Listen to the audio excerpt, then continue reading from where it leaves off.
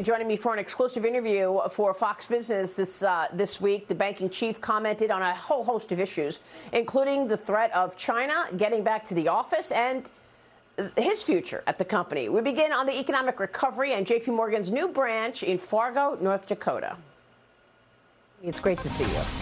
Thrilled to be here. Thank you so much for being with us on this interview. Welcome to Fargo. Hello, Fargo. Welcome to Chase. You had such an incredible welcome by people outside. Why was it important to have this branch here in Fargo? I know you've had business here before, and you are completing these last two lower states. Yeah. So we do mortgages and credit cards and middle market companies, et cetera.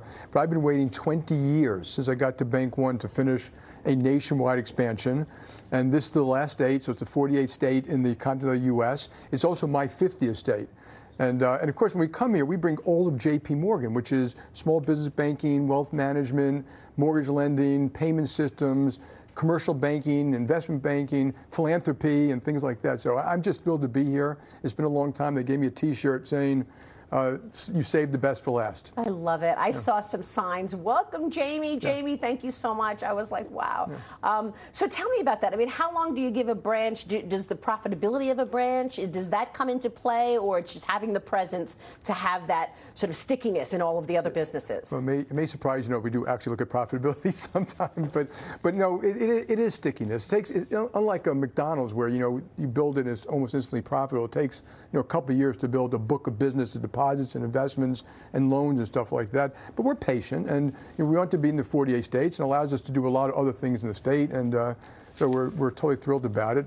And as you know, we're on our bus trip, which is, we came from Minneapolis and Aspen and going to Chicago, Detroit, Sioux Falls on the way back opening a branch there too. And just it's great to be out and see the people, and we learn. Remember, we talk a lot to our people about what we can do better, and we get some great ideas. You've been doing this bus tour for how long? And tell me why this bus tour is so important to you. Because at a minimum, you're getting exposure and, printed stories about the bus tour. What does it do for you? Yeah, local press is great, by the way. It's the national press.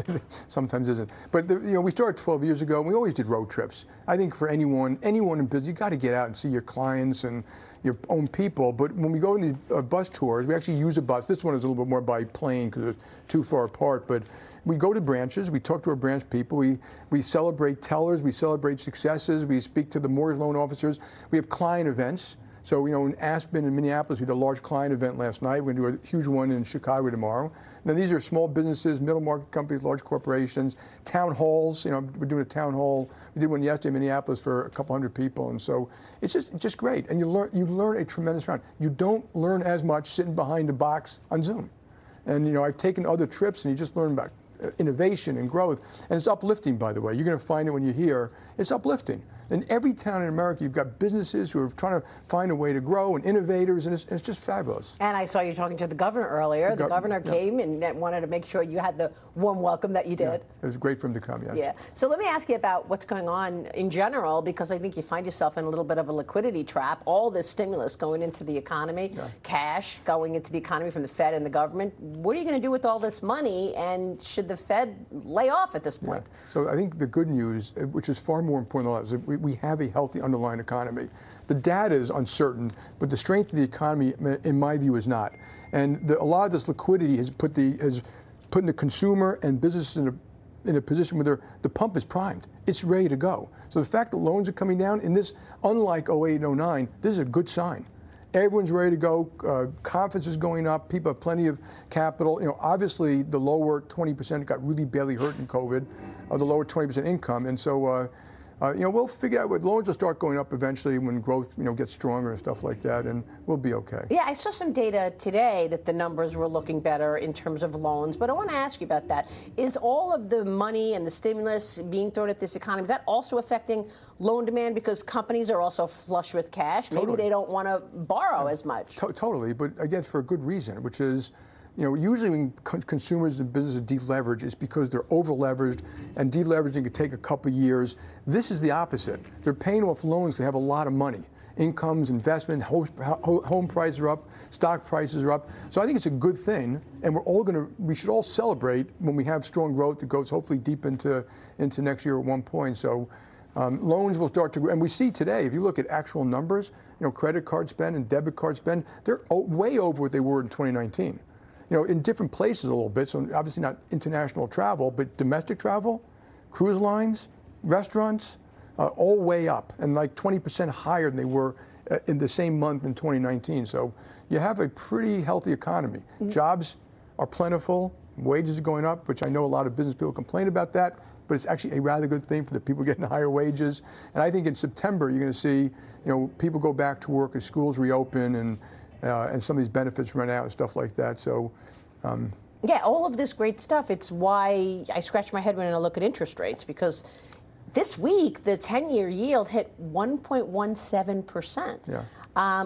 What do you think is going on, and do you think we'll ever see 2.5%, 3% anytime soon on the 10-year? So we run the company basically to serve clients and stuff like that. So, and I have an opinion about that, which I'm going to tell you in a second, but we should celebrate the growth.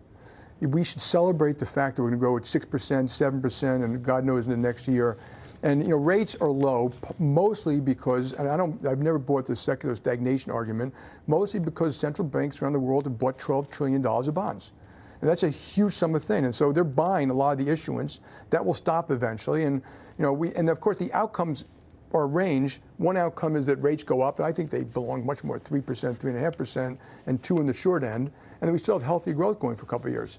The negative one is that you have inflation. We do have a lot of fiscal stimulus, which is unspent, a lot of monetary stimulus, which is still out there, and that may very well lead to higher inflation. But in the meantime, celebrate the growth. And we'll deal with the next problem we get there. So what do you think? Why are rates where they are then? Well, the governments are buying bonds. When governments buy bonds, that reduces the price. I'm not a buyer of the 10-year bond. We have to in some cases because we're forced to. We don't have other alternatives. So a lot of the buyers are in that position. And the governments are buying. The U.S. government, Bank of Japan, central banks all over Europe are buying bonds. Even as the Fed is signaling that tapering will end at some point, Yeah. When do you expect that to happen? I think they've made it very clear that usually the Fed looks at forecasts and adjusts things, forecasts in the future. I think they've made it very clear this time they're not going to do that. They're going to wait until they see the actual white of the eyes. I think they haven't been this explicit. I think the white of the eyes is 4.5% unemployment, wages going up, jobs plentiful, and they're less concerned about inflation. They want to see growth. Remember, we're coming out of a great crisis with this pandemic, and we're very lucky to have that. I mean, 2.5 years ago, we didn't know we didn't have a vaccine. I know. It's been extraordinary what has taken place. I should place. remind the American public, people were making fun of America for a long time, but America and Britain had the vaccine, and America and Britain are coming out of this first.